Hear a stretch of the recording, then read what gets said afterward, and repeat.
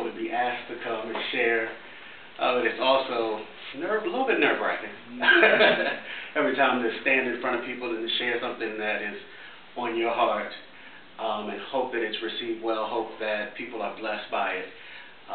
You know, you never know, and that at some point you have to learn to just let it go and do what it is that you have been asked to do, what you've been called to do, what you've been blessed to do. And this particular message is something that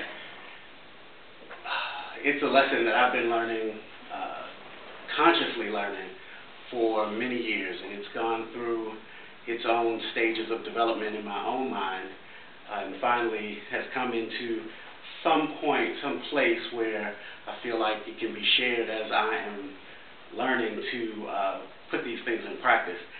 And the topic, like I said, I wanted to talk about was reclaiming dominion over your life.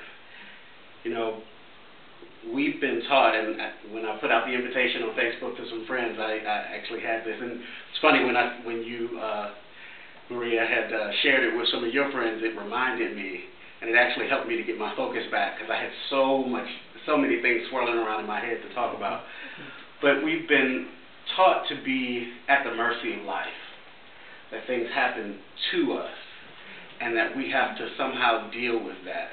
And then and because of that, we have been made victims to this thing we call life, but we were actually created to have dominion. And that's why the topic today is reclaiming, taking back what's yours, reclaiming dominion over your life. In Genesis 1:28 says, "And God blessed them, and God said unto them, Be fruitful and multiply, replenish the earth and subdue it, and have dominion over the fish of the sea, over the fowl of the air, and over every living thing that moveth upon the earth." Now, I don't think that this statement, this mission from God was a statement to say to subdue the animals, to bring other people under our control, or anything like that. What I think was being said was that we have our own personal territory, and that is our mind. And in that territory, we are supposed to have power. Yet, so far in life, we have been taught that the things that happen to us creates what happens in our mind. But it's the other way around. What happens in our minds creates what happens to us. And so, just as an analogy that helped me as I was reading this, is that having dominion over the fish of the sea is having dominion over our emotions. So our emotions are like water, and they flow, and sometimes they're turbulent and the waves are going, and sometimes they're calm and they're peaceful. But that's talking about our emotions, and that the fowl of the air is our thoughts. The very things that fly through our minds. You know, science has said that we can think anywhere around 60,000 thoughts a day, and most of them we're probably not even aware of. Just as you walk around, there may be hundreds of thousands of birds that fly by you, and you may only notice 2 or 3. That's the kind of thing that's happening in our minds. There's so many thoughts that are running through, but what are you paying attention to in those thoughts that are going through? And every living thing that moveth upon the earth, I believe our perceptions and perspectives of the things that happen to us, our decisions, our choices, the things that take our emotions and our thoughts and actually make them manifest on this earthly plane. And this Eden that Adam and Eve were put into is a place in our mind, when our minds are in agreement with the truth of God. And the Garden of Eden, the garden, is a physical manifestation of that mindset. So if you have peace in your mind, then you have peace in your life. If you have prosperity in your mind, you have prosperity in your life. Joy, wisdom, love, an open heart, whatever it is that is flowing through your mind, the thoughts that you are paying attention to in your mind are what are going to manifest in your experience. the other thing that I appreciate the story in Genesis of creation for is letting us know how we actually create and manifest things in our lives. The experience that come to us and why they mean something to us all start with an impulse, a desire, a let there be light moment. And then that desire sparks thoughts. And those thoughts can be that we can have that desire. Those thoughts can be that we can't have that desire, that it's impossible. But whatever the thoughts are, those are the thoughts that are running through our minds. And whatever we focus upon and becomes our habit of thought determines what we believe. And once you believe something, then all your decisions are made based on those beliefs and those choices. And those beliefs also color how you look at the world around you. The things that happen in your experience. Not happen to you, but happen in your experience. The things people say to you, the things people do in your presence, the things that you overhear, the things that you watch on the news, the TV shows that you might be drawn to watch, and how you even interact in that moment that you're watching them. But what's great about it is no matter what your habit of thought is, what belief arises, once you've experienced something, then the desire for a better experience happens and the process starts all over again. So it's this cycle that always allows you to say, wait a minute, I want to take back dominion over what it is I'm thinking about so that I can change my beliefs about what is supposed to be happening for me in my life, so that I can start experiencing things and people differently, and so I can then manifest in my life the things that I desire. So, like I said, I got focused, and I had to go through my notes, and I had to reset some things. But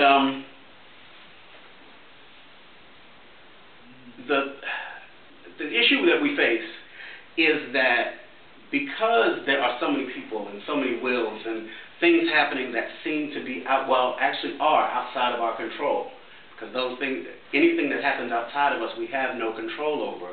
And we do believe that there is something outside of us that is going to give us what can only come from within. You know, one of the things that I think that the fruit in the creation story represents is this desire, this thing that we've been taught, that finding someone to love us, or getting that perfect job, or making this amount of money is what's going to make us whole and complete. And so since we believe that, we spend our lives trying to manipulate people, places, situations, and things so that we can have that. And for me, that I call that a victim syndrome.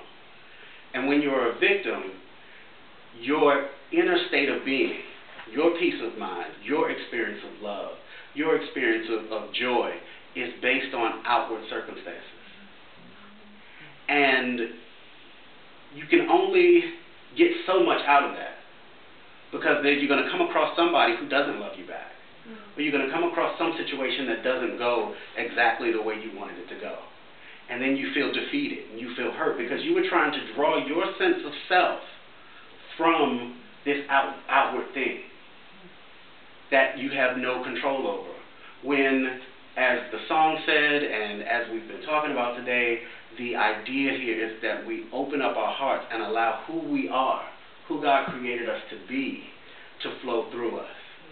And that's the way we step out of that victim syndrome. A part of being a victim, though, is being selfish. And I draw a distinction because there's some people who will equate being selfish with being self-centered. I don't. Being selfish is being in that mindset that I have to manipulate you or manipulate this situation into being what I want it to be, so then I feel good about myself. That's all outwardly motivated. So it's not what I'm giving to myself, what's coming to me, what I feel about myself. It's I don't feel good enough about myself. And therefore, I have to manipulate these situations, places, and things so that I can get that good feeling. But then that good feeling doesn't last. So you got to manipulate another situation, circumstance, or place, or thing in order to get that feeling again, which in essence is an addiction. And you become addicted to giving away your power. Because you're saying, you have the power to make me feel good. And you're making, so it's not that you are a victim, you are playing the role of victim. You are stepping into that space and playing that role, because that's not who you are. That's not who God created you to be. But we've been taught that life happens to us. And that's how we respond to what life does to us. But on the flip side of that, being self-centered means that it's me first, and I take care of me first, and my joy and my peace and my sense of well-being and my sense of self-esteem comes from within me, comes from my relationship with God, comes from knowing that I am perfectly made, that I'm unique, that I have a purpose and a passion, that I have something that I can give to the world, that God loves me. And if God loves me, then that's what matters. There's, I believe, a song that says, you know, if God is for us, who can be against us? And when you're self-centered, you're recognizing the real self within you. And you're centering your life around that. And that is the truth of who you are. That is the power, where all the power lies within you. And when you can get to that place where you understand that everything that has happened is okay, and that you may not have control over the situations that happen. You do have control over how you look at them, what you take from them, how you learn from them, how you grow from them, how you move on to the next thing from that, so that you never have to feel defeated again. You never have to play the role of a victim again, because now you're taking responsibility for your life. And responsibility is the ability to respond to circumstances, situations, and people in a way that is most loving to yourself. Ooh, say it again. Not just the ability to respond. Say it again, please. It's not just the ability to respond to the situation, but the ability to respond to the situations in a way that is most loving to yourself. And that's where we kind of miss it, because we respond to situations and we recognize that we can respond to situations, but the way we respond to those situations are really tearing us down. They're not building us up. They're not getting us ready for the next thing that's coming into our lives. They're not setting us on that plateau and getting and showing us that we have wings and that we're ready to fly. And so what I want to offer today are 5 things that I think will help us get back to that place. When these things first came to me, I kind of think it apropos that we're talking about this during this quote-unquote season of love, this month of love, because the initial title of these 5 things were the 5 components of self-love. But what I noticed is that when you love yourself, love being the greatest power there is, then you have regained power over your life and your life experiences. And again, that doesn't mean that you can control what happens to you, per se. But you can change what your perspective is on that. And what is amazing about that is once your perspective changes, then the things that happen in your life change. Once your perspective changes, then the things that happen in your life change. I remember, I guess it was almost a year ago now, and I was going through this period. I was in New York, and I was getting ready to be in between jobs, and I decided that I wasn't going to look at that situation as if I was losing the job that I had. Because it was a temp job, and I knew that the end of that assignment was coming. But I decided to look at it from the perspective that this was being moved out of the way so that something better could come into my life. And it was probably about 30 days later, I started another job. One position ended, 30 days later, I started another job.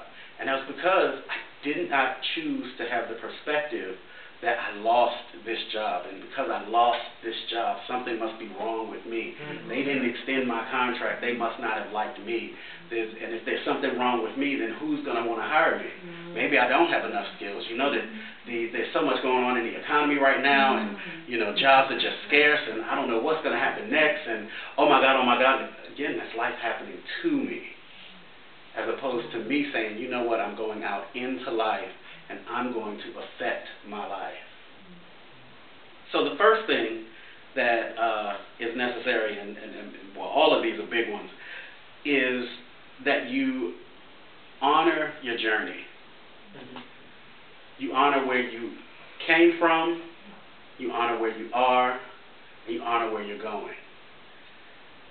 You honor where you came from by recognizing that the past is over, and that things that have happened to you in the past, mistakes that you have made in the past, can only live now if you bring them into your mind in this present moment.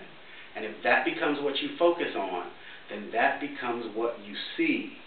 That becomes the analogy of the birds of the air being your thoughts. Those are the birds that you see. You see the crows instead of the doves. Because you're looking at those past mistakes and you have decided that they have defined you in a certain way. And now you're stuck with that definition of yourself. And when you are honoring your journey, you honor that where you've come from has gotten you to where you are. And where you are is wanting something better. So you can forgive the past. You can forgive your mistakes. You can forgive your past self. You can forgive yourself for not knowing enough, not doing enough. Again, these are all feelings that you may have about things that have happened to you, but they have all perfectly positioned you for this moment so that you could have this new desire and launch off into a new self. You get to define yourself in this present moment.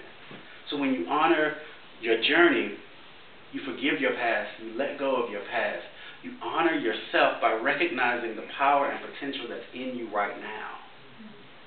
Because this moment right now is where all your power lies, because this is the only moment that you can make a decision in. You can't make a decision for yesterday, and you can't make a decision for tomorrow.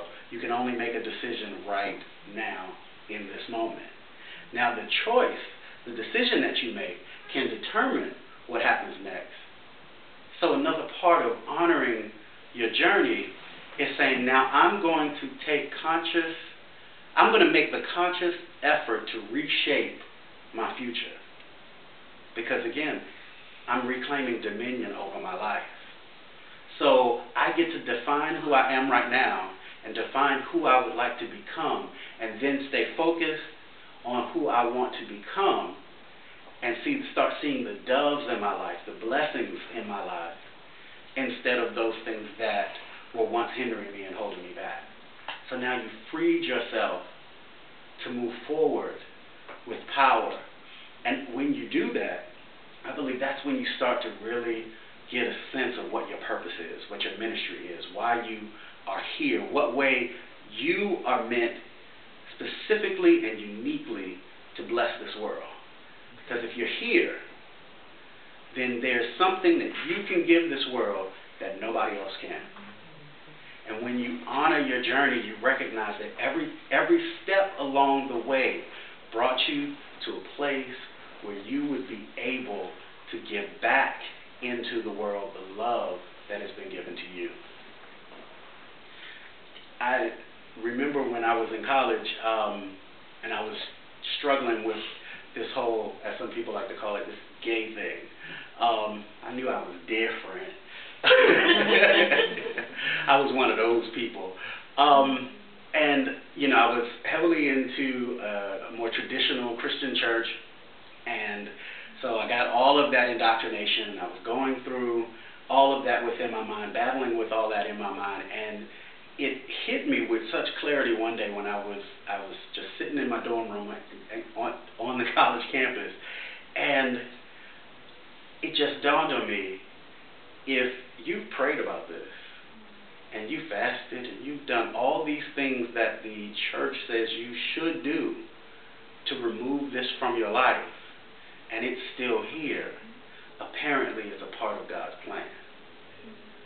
And so then it made me say, wait a minute, there must be something that is going to come out of this journey for me and for those who I'm going to come in contact with because of this. Because everything in the universe is done for a plan and a purpose. Nothing is arbitrary to God. And when I recognized that, that was the beginning of me starting to learn how to honor my journey and start accept that I am who I am, and I am as God created me to be. And so now I can live accepting that with power, and I can look forward into my future and know that this is going to be the very reason why I'm able to share and to love and to be the person that God has created me to be. The next thing, the next thing is honoring your emotions. And emotions are such crazy things, and it's the place where we most easily get drawn into that victim syndrome. Because somebody does something, it sets off something inside of us, sets off that emotion inside of us, and then we react out of that. And we're reacting in a way that we've been taught that the anger emotion means that I need to yell at somebody. The frustrated emotion means that I need to go off in a huff. Like whatever it is that we've trained ourselves to respond to certain emotional catalysts within us in a certain way. And when we honor our emotions, one, we don't try to change them. We don't try to negate them. Because our emotions are powerful things. Our emotions actually, to me, tell me how far away I am from God in that moment. If I feel powerless, then I'm as far away from God as I could possibly be. If I feel powerful and in control and ready to take on whatever comes, then I'm right there, and I know that God is right there with me. Now, God is with me through it all, but it's a matter of where I'm looking. Am I looking at Him? Am I looking at God, or am I looking away from God? Am I looking and saying, okay, I need to take this on myself? When God said, I never put you here to handle anything alone. I put you here to be interdependent.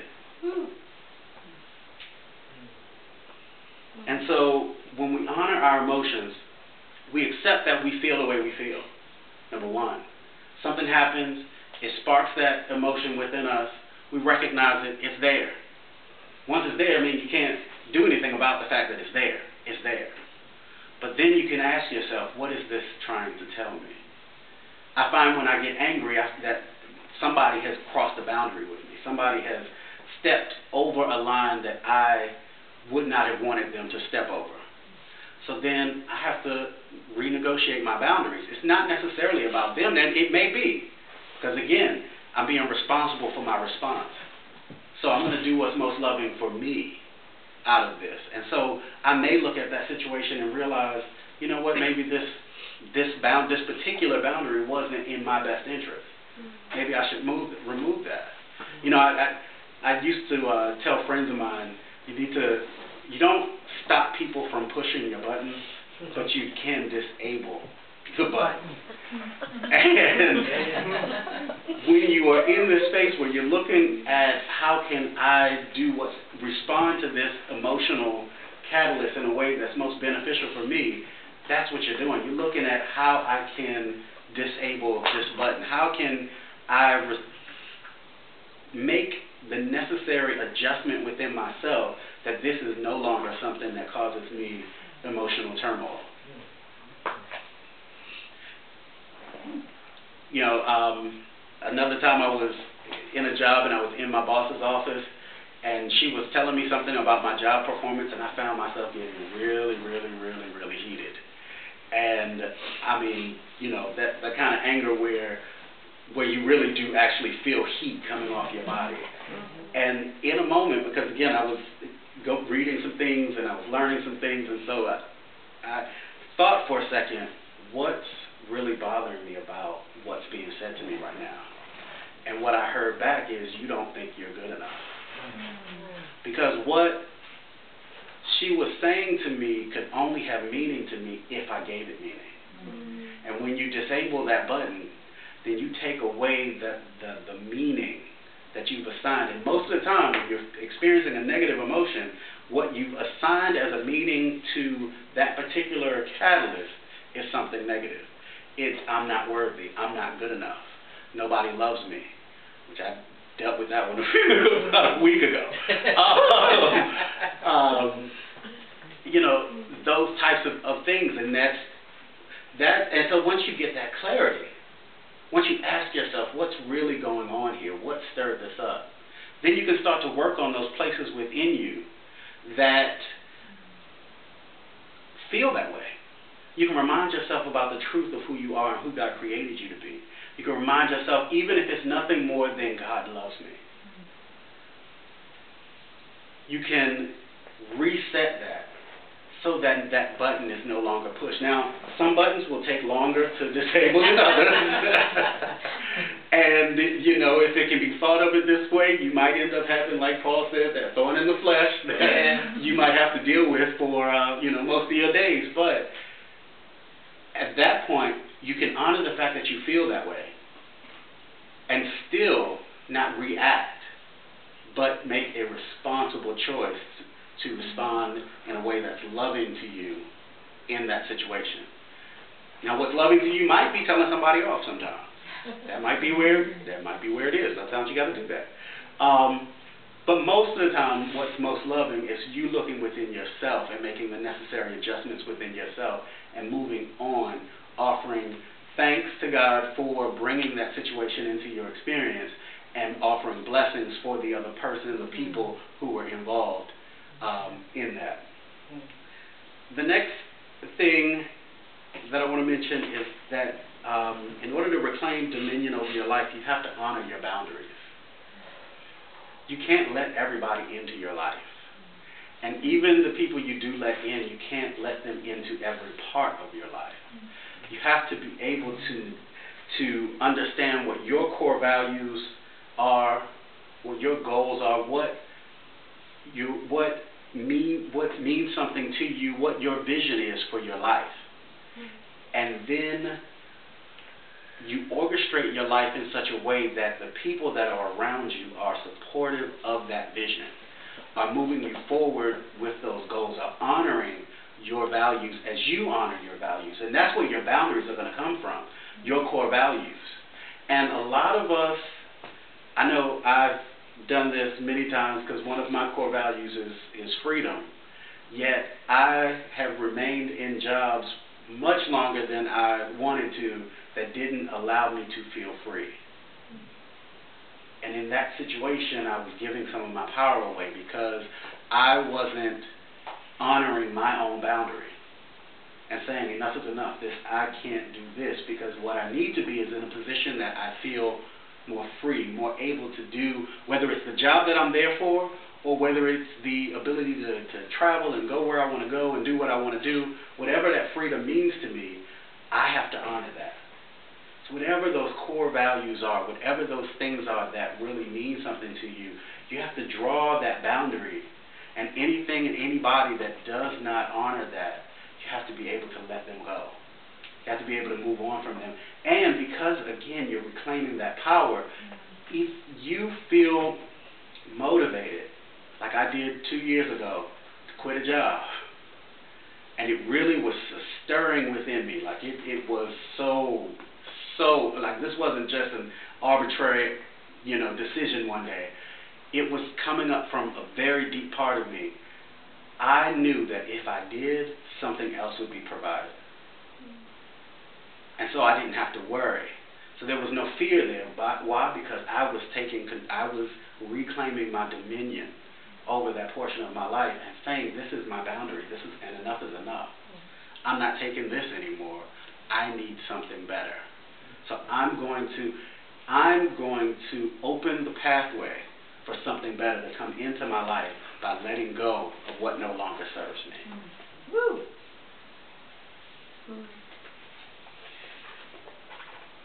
The next thing is honoring your commitments.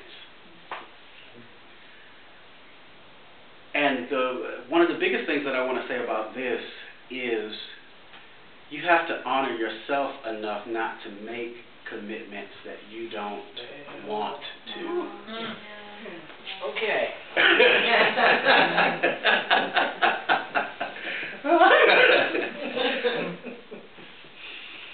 A lot of commitments that go, unfulfilled are the ones that you really didn't want to commit yourself to anyway.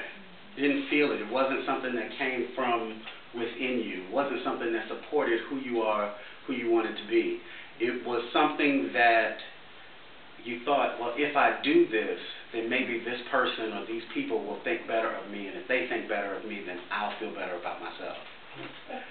Slipping right back into that victim syndrome. So when you have that dominion back over your life, you say, is this thing that I'm being asked to do, is it affirming to me? Is it loving to me? Is it something that I feel in my spirit I'm drawn to do? Or am I doing it to please or benefit somebody else? And I would say that if it's not just because you get joy out of doing it, then don't do it, because you're not doing a service to yourself or to the other people. And in the end, everybody's going to get let down. So if you honor your commitments, you're honoring yourself to make affirming commitments, self-affirming commitments, to help people out of a desire to help. Not because if I do this for them, then they'll do something back for me. I'm doing this for you because I know that my reciprocation comes from God, not from other people. So I'm not looking for you to affirm me. I'm doing this because it affirms me to do it. I feel good doing it. So then when I leave this situation, I feel good whether you say thank you, whether you pay me, I feel good regardless. Because I'm not looking for anyone. I'm not making this commitment. I didn't commit to come and speak today because I was looking for something back for myself. I was asked and I felt like I had something to share and I wanted to share it, and so I committed to be here. And I committed to take the time that was necessary to pull this together. So honor your commitments. And of course, if you make self-affirming commitments, you're definitely going to follow through with them, because they feel good to do. And what do we all want in life? To feel good. So the last part, the fifth thing I want to say is that you have to honor other people. And by this, I mean that you really do have to mind your own business. Because you're not responsible for anybody else's life or decisions. They have their own journey. They have their own boundaries. They've made their own commitments. They have their own emotions. They make their own choices. And all of that is outside of you. You don't have control over that. What you do have control over is giving them a blessing and allowing them to walk out of your space, or you walk out of theirs. And knowing that because you are perceiving them and in a way that blesses them, God's going to bring someone into your space that blesses you. And you also remember that how you experience people is a mirror of yourself. So if you experience something negative in somebody else, that's because there's something stirring inside yourself, and God is saying, you need to take a look at this right now. And that's why, going back to honoring your emotions, when somebody sets you off, or in that kind of way, it's really because of something within you, some meaning that you've assigned to something that they have no control over. I used to tell clients, that person is just a name in the blank. Doesn't matter who did it, doesn't matter who said it, you would have had the same reaction because it's something that is going on within you. So you can be thankful for those experiences because God has just showed you something else that you can clean up, clean out, shine a light on, and experience more of His love within your life. And He brought them specifically for that reason. So then, if you recognize that everybody is coming to bless you in some way, shape, or form, even if that blessing takes the form of a hurt temporarily, then you can change the way you look at other people, because just as you are a child of God, they are too. And it's easy for us to look at ourselves and say, I affirm myself as a child of God. But we don't do that when we are experiencing others. We don't look at them and honor the God that is within them. The same life that has your body moving has theirs moving as well. And you can honor that within them even if they don't see it in themselves right now. And in that way, you become a light to them. Because then they say, wait a minute, I just treated you in this way and you responded this way. You, quote unquote, turned the other cheek. Not for me to hit it, but you just turned the other, you overlooked this. Why did you do that? What's going on with you? What's so different about you? How can I get that peace that you have?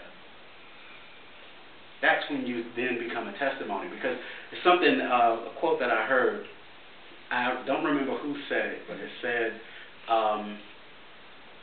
that everywhere I go, I teach peace, and I use words when necessary.